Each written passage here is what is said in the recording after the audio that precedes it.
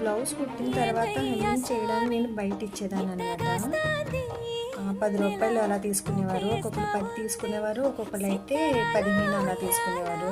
పోతే పోయినలే వాళ్ళు కూడా కష్టపడుతున్నారు కదా అనేసి ఇచ్చేదాన్ని. కాకపోతే ఇప్పుడు నేను ఎందుకు చేస్తున్నానంటే అలా అలా చేసి నేను మళ్ళీ డబల్ పని చేసుకునేదాన్ని అనమాట.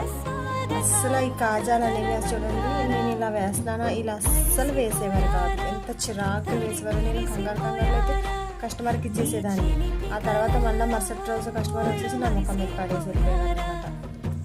ఏంటి కాజాలు వేయడం, ఉక్స్ పెట్టగానే అది తెగిపోతుంది అనేసి అంత చండాలంగా వేసేవారు. ఇంకా అందుకే నేను ఏం చేశానంటే ఖాళీగా ఉన్నప్పుడు నేనే వేసుకోవడం మంచిదిలే, అలా ఇచ్చే కన్నాను అనేసి నేనే వేసుకుంటున్నాను. ఇంకేం చేస్తాను, తప్పదు, మనమే చేసుకోవాలి. మంచిగా బ్లౌజ్ కుట్టించిన తర్వాత కూడా కాజాలు బటన్ హుక్స్ సరిగ్గా వేయకపోతే చాలా చిరాగ్గా ఉంటుంది కదా అనేసి నేనే వేసుకుంటున్నాను. ఒక్కొక్కరు అలా ఉంటారు, ఒక్కొక్కరు మంచిగా కుట్టేవాళ్ళు కూడా ఉన్నారు, వాళ్ళని ఏమనట్లేదు.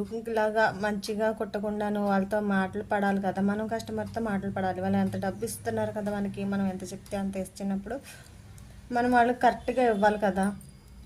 మంచి కస్టమర్, నాకు చాలా బాధేసింది అనమాట. నాకు అలా ఇసిరేసరికి ఏంటిది ఇలా చేసింది అనేసి వెళ్తే, లేదు నేను బాగానే కుట్టాను, వాళ్ళు ఏం చేశారో, వాళ్ళు ఏం చేస్తారు పాపం.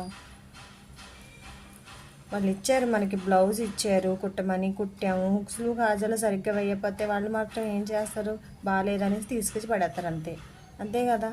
ఇలా మీకు ఏమైనా జరిగితే కామెంట్ చేయండి. వీడియో నచ్చినట్లయితే లైక్ చేసి సబ్స్క్రైబ్ చేసుకోండి. Thank for watching.